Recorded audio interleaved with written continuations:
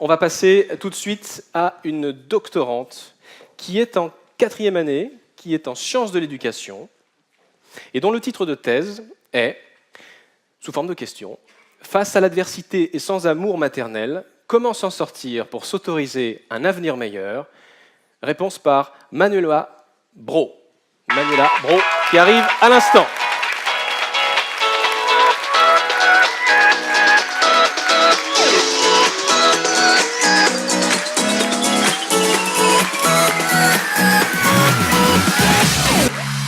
Quand tu es prête, Manuela, tu fais un signe et on t'écoute.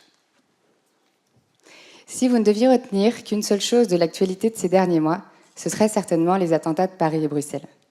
Alors la mauvaise nouvelle, c'est qu'on a tous été un peu traumatisés. Mais la bonne, c'est que potentiellement, nous sommes devenus 60 millions de résilients. Ça, c'est une bonne nouvelle. Et là, vous allez vous demander sûrement, mais qu'est-ce que ça veut dire être résilient ? La résilience, c'est la capacité à rebondir après un traumatisme pour s'autoriser un avenir meilleur. C'est un processus psychologique qui a été développé et médiatisé en France par Boris Cyrulnik. C'est-à-dire que selon lui, pour rebondir après un traumatisme, une personne va s'appuyer sur le souvenir de l'attachement sécure qu'il a avec sa mère pour rebondir. Plus simplement, l'amour que l'on reçoit quand on est enfant nous façonne et nous sécurise pour l'avenir. Alors moi, je me suis alors demandé, mais alors qu'est-ce qu'il arrive aux enfants traumatisés qui n'ont pas été aimés par leurs parents? Est-ce qu'ils sont forcément condamnés au malheur? Alors comme je suis positive, je me suis dit, j'ai voulu croire que non, et je suis donc allée à la rencontre de personnes, et des femmes en particulier, qui ont été extrêmement maltraitées. Et là, j'ai entendu le fin fond de la perversion humaine. Mais voilà, j'ai rencontré des femmes qui étaient un mélange, donc voilà, de Cendrillon, de Cosette et Bodane, et j'ai cherché à comprendre comment elles étaient devenues un tout autre mélange entre Léa Salamé, Elisabeth Badinter et Marie Curie. Après avoir analysé des dizaines d'heures d'entretien d'histoire de vie, je me suis rendu compte que ces femmes n'ont pas développé un, mais 4 processus de résilience. C'est-à-dire qu'elles ont commencé par développer une résilience scolaire. C'est-à-dire qu'elles ont surinvesti l'école jusqu'à devenir des élèves modèles. En plus, les profs les aimaient beaucoup. C'était des tuteurs de résilience.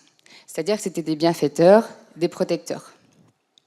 Un peu comme la marraine de Cendrillon, qui veille sur elle et qui vient lui proposer une robe de chez Dior, des loups-poutins et un carrosse décapotable.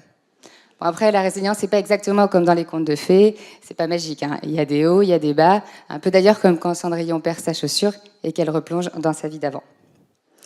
Et ces femmes, à l'adolescence, elles, un peu comme Cendrillon, elles ont développé une résilience sociale. C'est-à-dire que leurs amis sont venus constituer une seconde famille.